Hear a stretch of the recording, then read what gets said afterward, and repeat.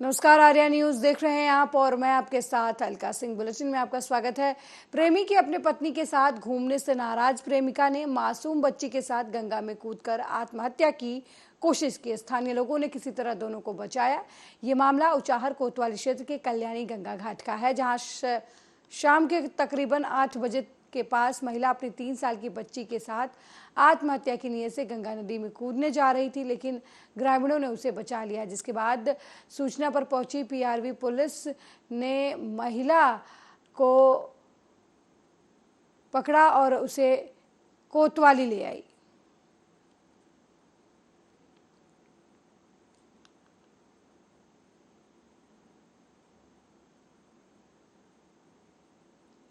वहीं नवरात्रि में अष्टमी और नवमी के दिन सरकारी खर्च पर मानस पाठ और सांस्कृतिक कार्यक्रम कराए जाने की घोषणा के बाद रायबरेली में खुशी की लहर दौड़ गई है। मुख्यमंत्री योगी आदित्यनाथ की घोषणा के बाद पूरे जिले में देवी भक्त इसे सनातन धर्म को अधिक प्रभावी बनाने वाला फैसला मान रहे हैं। दरअसल 2022 से 30 मार्च के बीच पड़ रहे चैत्र के नवरात्र को लेकर योगी सरकार ने सभी जिलाधिकारियों को निर्देशित किया। निर्देश के अनुसार हर जिले में तहसील और ब्लॉक स्तर का सांस्कृतिक कार्यक्रम आयोजित किया जाएगा। तो हमारे हिंदू सनातन धर्म के प्रति तो बहुत ही अच्छी बात है कि हमारी सरकार इस बात के लिए सोच रही है कि और आगे चीज़ें बढ़े। ये तो बहुत ही अच्छी चीज़ है। सरकार की तरफ से ये नई चीज़ जो लागू हुई है, ये बहुत ही सराहनीय है, बहुत अच्छी चीज़ है ये। आगे लगता है इससे हमारे सनातन धर्म को और हाँ बिल्कुल, बहुत मजबूती मिलेगी। आज के लोग इसे और नई तरीके से देखेंगे और मतलब सरकार को कहीं ना कहीं भाई वो जितना बड़ा अनुदान कर रही है, सब कुछ पार्ट है और कभी कभी हम लोग नहीं कर पाते, अपने चलते नहीं कर पाते ये सब चीज़ें, लेकिन अगर सरकार इसमें हमें कहीं ना कहीं हेल्पफुल हो रही है तो ये तो बहुत अच्छी चीज़ है हम सब के लिए भी और आगे आने वाली चीज़ों सनातन धर्म को बढ़ाने के लिए भी ये अच्छी बात है। क्या लगता है इस बार का नवरात्र ज़्यादा भव्य होगा? तो बहुत अच्छी बात है, मतलब मैं तो चाहूँगी हमेशा ही भव्य रहता। वहीं संदिग्ध परिस्थितियों में फांसी के फंदे से घर के अंदर लटकता हुआ 100 परिजनों को मिला मामला सरेनी कोतवाली क्षेत्र के सराय बैरिया खेड़ा गांव का है, जहां पर घर के अंदर कृष्ण नाम के व्यक्ति का शव फांसी के फंदे से लटकता हुआ मिला। घटना की सूचना पाकर मौके पर पहुंची पुलिस ने शव को कब्जे में लेकर पोस्टमार्टम के लिए भेज दिया। सर, हमारे बच्चे ने फांसी लगा लिया। अच्छा, कब लगाए थे? सर, ये मुझे मालूम नहीं है, सुबह लगाया या शाम को सुबह 3-4 बजे। अच्छा, ऐसा मालूम हमको मिला है। अच्छा। तो आप कहाँ थे उस वक्त? हम रायबरेली में थे। अच्छा, तो किसको पता चला कि फांसी लगा लिया आपके बेटों को? यहाँ घर से फ़ोन गया है रायबरेली की। अच्छा, फांसी लगा लिया है आपके बच्चे ने। जो तो पुलिस को सूचना दी आपने? सर, हम तो थे नहीं। संदिग्ध परिस्थितियों में वृद्ध का शव फांसी के फंदे से लटकता हुआ मिला। मामला सलोन कोतवाली क्षेत्र के करीमगंज का है, जहां फांसी के फंदे से 50 वर्षीय वृद्ध का शव संदिग्ध परिस्थितियों में लटकता हुआ मिला। इस बात की जानकारी लोगों को तब मिली जब मृतक का बेटा स्कूल से वापस आया। आनन फानन में लोगों ने उसे अस्पताल में भर्ती करवाया, लेकिन डॉक्टरों ने उसे मृत घोषित कर दिया। वहीं घटना की जानकारी पाकर मौके पर पहुंची पुलिस ने शव को कब्जे में लेकर पोस्टमार्टम के लिए भेज दिया और मामले की जांच पड़ताल में जुट गई।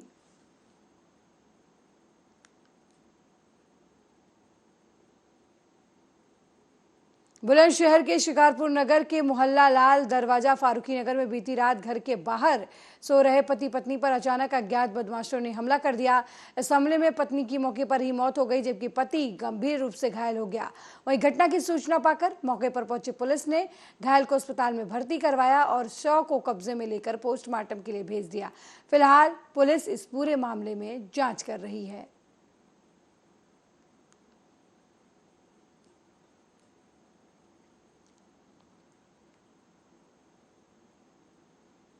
वहीं लखनऊ में भारतीय किसान यूनियन मंच के राष्ट्रीय अध्यक्ष देवेंद्र तिवारी ने बड़ा खुलासा करते हुए उद्यान विभाग के आईएएस अधिकारी आर.के. तोमर पर आरोप लगाया कि प्रधानमंत्री कृषि सिंचाई योजना में किए गए हजारों करोड़ों के घोटाले के बारे में पत्रकारों को वीआईपी गेस्ट हाउस में जानकारी दी। साथ ही उन्होंने मुख्यमंत्री पर प्रधानमंत्री से आईएएस अधिकारी आर.के. तोमर की जांच कराने का अनुरोध भी किया।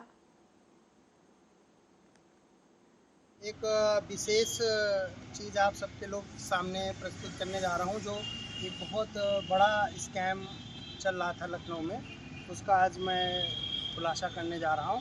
उद्यान एवं खाद्य प्रसंस्करण विभाग में एक आर.के. तोमर साहब हैं, IAS हैं, वहाँ के डायरेक्टर हैं, जो बीज भंडारण को लेकर एक पॉलिसी है कि किसानों को जो बीज दिया जाता है वो वहाँ से दिया जाता है, सभी प्रकार के बीज।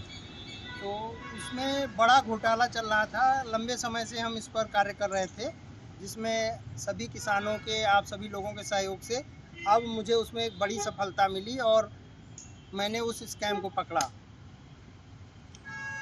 मुझे बड़ा दुख है कि इतनी लंबी चौड़ी सैलरी और हर सरकारी सुविधाओं से लैस और पढ़ने लिखने में इतने हाईएस्ट सीनियर IAS, सभी IASओं को नहीं कहूँगा, बहुत अच्छे IAS अधिकारी हैं जो देश हित के लिए सर्वस्व न्यौछावर करते हैं, और उनमें इन भ्रष्ट अधिकारियों को भी कहूँगा कि जो रिटायरमेंट की कगार पर हैं और भ्रष्टता की पराकाष्ठा।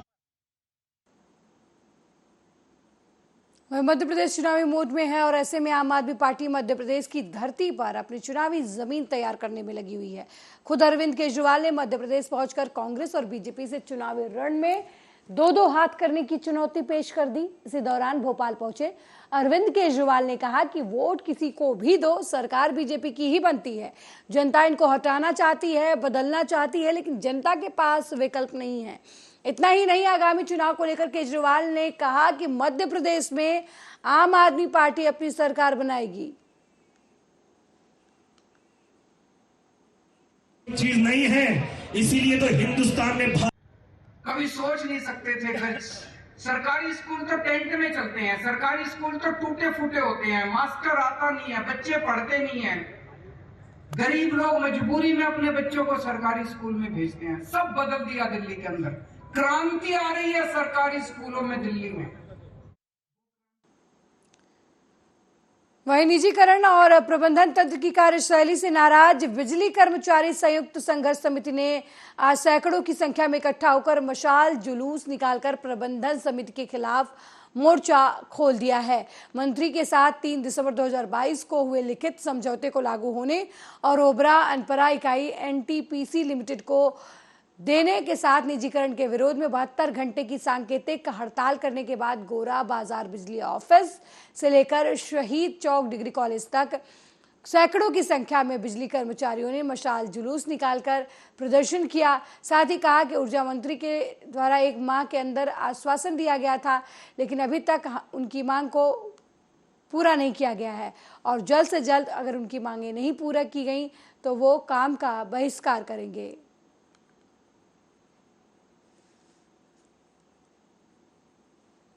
सर, ये मशाल जुलूस जो है हमारा, चूँकि आंदोलन हम लोगों ने दिसंबर महीने में किया था, 3 दिसंबर 2022 को माननीय ऊर्जा मंत्री जी के और माननीय मुख्यमंत्री के सलाहकार श्री अवनीश अवस्थी साहब के अध्यक्षता में एक समझौता हुआ था, तो वो समझौता तत्काल लागू करने की बात हुई थी। लेकिन आज जो है 14 मार्च होने के बावजूद भी वो समझौता लागू नहीं किया जा रहा है। इसी के विरोध में हम लोग जो है आंदोलन कर रहे हैं, मशाल जुलूस निकाल रहे हैं। तो अगर आपकी मांगे ना मानी गई तो लड़ाई कहाँ तक करेंगे आप? ये लड़ाई सर हमारा प्रोग्राम है, कल से हम लोग कार्य बहिष्कार पे हैं। 15 और 16 को कार्य बहिष्कार पे हैं और 16 तारीख से पूर्ण कार्य हड़ताल पे हैं। लगातार 72 घंटे की हड़ताल होगी। उसके बाद अगर सरकार हमारी बात नहीं मांगती तो आगे तब तक चलती रहेगी जब तक हमारी मांगे मान ली नहीं जाती है। वहीं अलीगढ़ नेशनल ग्रीन ट्रिब्यूनल के नियमों की धज्जियां उड़ाने के मामले में जिलाधिकारी ने प्रदूषण बोर्ड के क्षेत्रीय अधिकारी के निलंबन की संस्तुति करते हुए वन एवं जलवायु परिवर्तन के अपर मुख्य सचिव को रिपोर्ट भेजी है। NGT के नियम अनुसार जिगजैग तकनीकी से बनी चिमनी वाले ईंट भट्ठों को संचालन के निर्देश दिए गए थे।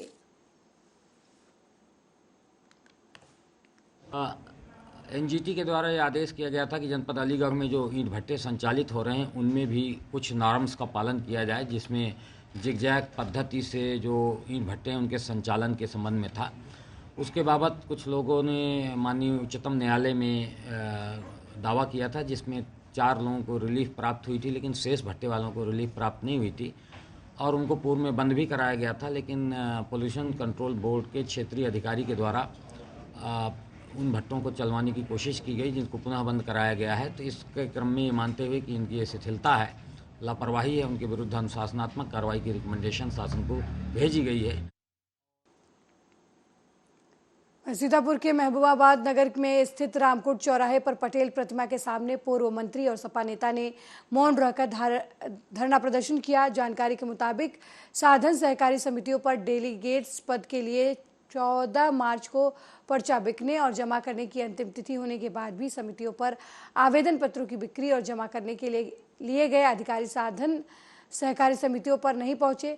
ऐसा आरोप पूर्व मंत्री नरेंद्र सिंह वर्मा और सपा नेता दिग्विजय सिंह देव की तरफ से लगाया गया। खत्म कर देना चाहती, देश में संविधान को समाप्त करना चाहती, जो संविधान बाबा साहब ने दिया है जनता के लिए उस संविधान को समाप्त करना चाहती। क्या अब ये भी होगा कि देश में हो रहे इस तरह निर्वाचन के चुनाव जहां किसान चुनकर आते हैं, जहां किसानों की बात होनी होती है, वहां सत्ता पक्ष के लोग अपने घरों में बैठकर नामांकन पत्र दाखिल कराएंगे?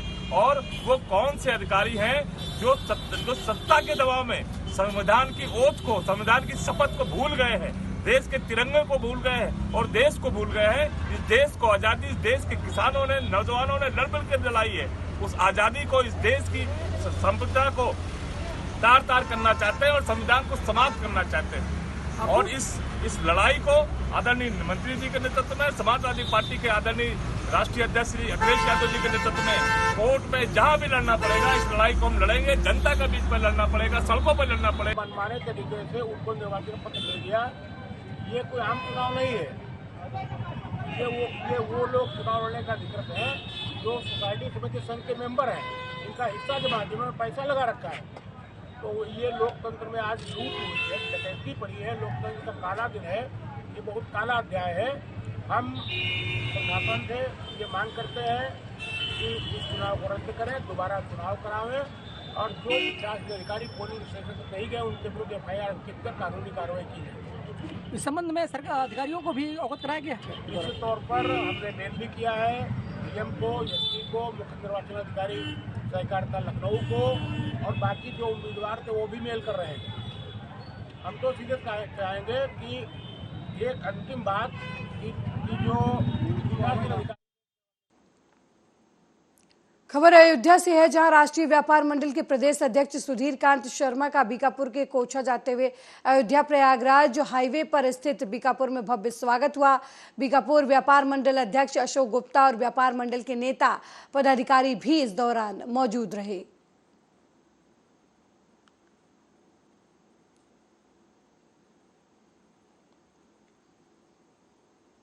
वहीं अलीगढ़ के सिविल लाइन स्थित जिला अधिकारी कार्यालय पर निजीकरण के विरोध में विद्युत कर्मचारियों ने बड़ी संख्या में एकत्रित होकर विरोध प्रदर्शन किया।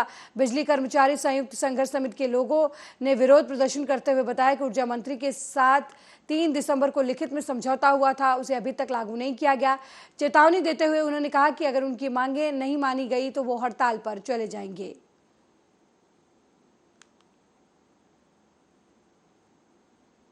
ये हमारा संयुक्त संघर्ष समिति का समझौता हुआ है शासन स्तर पर 3 दिसंबर को और उनकी मांगों को लागू का आदेश करने के लिए निर्धारित समय अवधि हमें दी थी और वो समय अवधि जीतने के बाद भी 100 दिन और ज़्यादा हम स्वरूप दे चुके हैं और लगातार हम 9 रिमाइंडर दे चुके हैं कि जो हमारा समझौता उनको आदेश जारी किए जाए, मगर अभी तक कोई आदेश जारी नहीं है। इसलिए विवश होकर के हमने ये दिया है हमें कि हम काम करेंगे।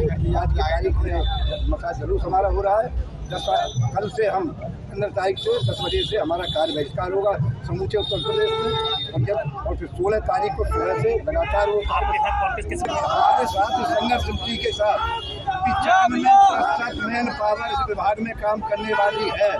60,000 संविदा के कर्मचारी और 35,000 रेगुलर कर्मचारी अधिकारी हमारे साथ सब हम संघर्ष समिति के साथ हैं और हमारी मांग ये है कि आज इस विभाग को जो चलाने वाली आउटसोर्सिंग हो चुका है उसको लागू कराने के लिए ये प्रदर्शन है और इसको आगे बढ़ाते हुए कल सुबह 10 बजे से सभी बिजली कर्मचारी पूरे उत्तर प्रदेश में कार्य बहिष्कार करेंगे और 16 तारीख की रात को 10 बजे से 72 घंटे की सांकेतिक यानी टोकन हड़ताल करेंगे। ये हम लोगों का प्रोग्राम है। मसाल यात्रा का यही मकसद है। हम एक मैसेज देना चाह रहे हैं सरकार को, वो ये न समझे। वहीं औरैया में 50 बेड मातृ शिशु सरकारी अस्पताल में अचानक आग लग गई। आग लगने से अस्पताल में हड़कंप मच गया। अस्पताल में उपस्थित मरीजों और तीमारदारों समेत अस्पताल स्टाफ को सुरक्षित स्थान पर पहुंचाया गया। गैस सिलेंडर की वजह से आग लगने की ये जानकारी सामने आई है। हालांकि कड़ी मशक्कत के बाद आग पर काबू पाया गया और किसी के हताहत होने की खबर नहीं है। वहाँ पर जो है ऑटोक्लेव कराना था इंस्ट्रूमेंट को, तो उसकी जगह जो है हमारा जो है पावर जो है बोर्ड है वो काम नहीं कर रहा था, तो गैस सिलेंडर का यूज़ किया और जो है जिस वजह से जो है सिलेंडर में आग लग गई। ना जो है कोई किसी तरह के कोई जो है। वहीं गाजियाबाद में रिश्तों को झकझोर देने वाली दर्दनाक घटना का खुलासा हुआ है। पुलिस ने जानकारी देते हुए बताया कि टीला मोड़ इलाके में बीते 12 मार्च को 4 साल की मासूम का शव मिलने से हड़कंप मच गया था। अपनी जांच पड़ताल में पुलिस ने पाया कि बच्ची को गोद लेने वाले अजय भाटी नाम के व्यक्ति ने ही पहले बच्ची के साथ दुष्कर्म करने की कोशिश की। जब बच्ची ने कहा कि वो अपनी बुआ से शिकायत कर देगी, इसके बाद नाराज अजय भाटी ने बच्ची की पिटाई कर दी, जिसकी वजह से बच्ची की मौत हो गई और बच्ची के शव को ठिकाने लगा दिया। लेकिन पुलिस की जांच में आरोपी का पोल खुल गया। फिलहाल पुलिस ने आरोपी को हिरासत में लेकर जेल भेज दिया है।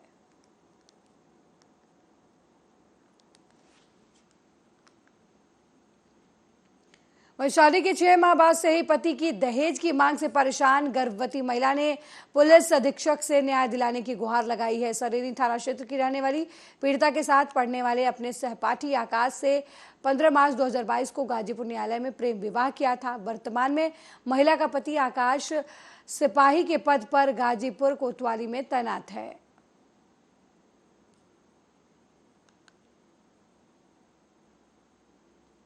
बुलंदशहर में सरकारी राशन की कालाबाजारी करने वालों के खिलाफ प्रशासन सख्त है। इसी कड़ी में खुर्जा में ढाकर मोड़ पर चावल से भरे 3 कैंटर पकड़े गए। वहीं सरकारी राशन की कालाबाजारी रोकने के लिए डीएम सीपी सिंह ने सरकारी खाद्यान्न की कालाबाजारी करने वालों को पकड़वाने के लिए जनता से अपील की है। मैं आपके माध्यम से कहना चाहूँगी कि मुझे भी ये बात समझ में आ नहीं रही है कि मैं पिछले 1 साल से खुर्जा में लगातार कार्रवाई करवा रहा हूं और भारी मात्रा में खाद्यान्न पकड़ा जा रहा है। 3/7 का मुकदमा भी हो रहा है। एक काफ़ी यहाँ के जो उस कारोबार में संलिप्त थे वो काफ़ी दिनों से जेल में भी हैं। फिर भी आज भी रात में गाड़ियाँ पकड़ी गई। वो कौन लोग हैं जो इस तरीके का कृत्य कर रहे हैं? पूरे पेपर्स की भी जांच हो रही है और जांच के उपरांत उसको विधिक कार्रवाई करेंगे। और आपके माध्यम से मैं लोगों से भी अनुरोध करूँगा, देखिए करप्शन करने वाला तो दोषी है ही है, लेकिन करप्शन में सहयोग करने वाले भी लोग दोषी हैं। जो खाद्यान्न का राशन मिल रहा है उसका उपयोग करें या जो भी हैं वो गलत हाथों में ना दें, क्योंकि जब तक जनता सहयोग नहीं करेगी तब तक हम इन लोगों। वहीं रायबरेली में प्रदेश सरकार के राज्य मंत्री स्वतंत्र प्रभार दिनेश प्रताप सिंह ने कोल्ड स्टोरेज में निरीक्षण किया। आलू स्टोरेज की समस्याओं को लेकर राज्य मंत्री का बड़ा कदम देखने को मिला। लापरवाही बरतने के आरोप में सलोन के उद्यान निरीक्षक को तत्काल प्रभाव से निलंबित करने का आदेश दिया। राज्य मंत्री के द्वारा की जा रही छापेमार विभाग में हलचल मचा हुआ है। कोल्ड स्टोरेज में किसानों के आलू रखने के में समस्याएं सामने आ रही थी। आपको बता दें कि जगतपुर, सलोन, लालगंज सहित अन्य जगहों पर भी लगातार छापेमारी की जा रही है। आप बोर्ड लगाएंगे कि हमारे पास कितने टन आलू की का स्थान अभी रिक्त है रायबरेली के लिए खास तौर से फुल। हाँ, केवल रायबरेली के लगाओ बोर्ड। ये लाइसेंस जो मिलता है वो उसी क्षेत्र के लिए मिलता है और अगर इनके पास रिक्त जगह हमारे रायबरेली के किसानों के भंडारित करने के उपरांत बचती है तो वो दूसरे जनपद का लेके भरें।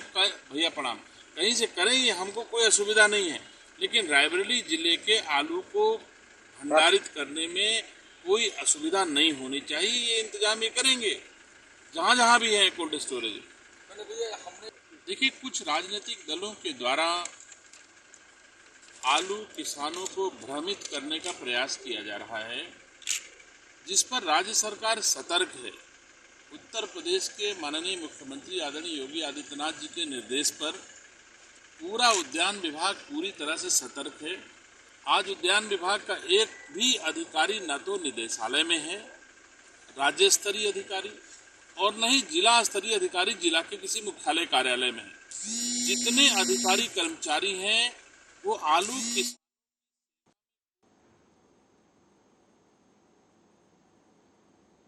वहीं मिर्जापुर पहुंचे प्रदेश सरकार के कैबिनेट मंत्री पशुधन और दुग्ध विकास ने अष्टभुजा डाक बंगले में समीक्षा बैठक की। मीडिया से बात करते हुए मंत्री ने कहा कि समीक्षा बैठक में कई कमियां पाई गई हैं, जिसके लिए अधिकारियों को निर्देशित किया गया है। छुट्टा पशुओं से छुटकारा पाने के लिए सरकार ने प्रबंध किए हैं। आगामी भविष्य में कोई निराश्रित पशु सड़कों और किसानों के खेतों में दिखाई नहीं पड़ेगा। साथ ही कहा कि प्रदेश में कानून व्यवस्था चुस्त दुरुस्त है। उमेश पाल हत्याकांड के मामले में किसी भी आरोपी को सरकार नहीं छोड़ेगी, चाहे वो देश या विदेश के किसी भी कोने में छुपा क्यों ना हो। वहीं निकाय चुनाव कोर्ट के आदेश के बाद जल्द संपन्न कराए जाएंगे, ऐसा भी उनके द्वारा कहा गया। देखिए, कमियां मिली हैं, उन कमियों को कड़े निर्देश दे दिए हैं। अभी जो समीक्षा बैठक में निराश्रित गौवंश की संख्या कम दी है, हमने कहा ये ठीक नहीं है और निराश्रित गौवंश को छुट्टा पशुओं को प्राथमिकता से रोज उनको आश्रय स्थल में पहुंचाने का काम करें।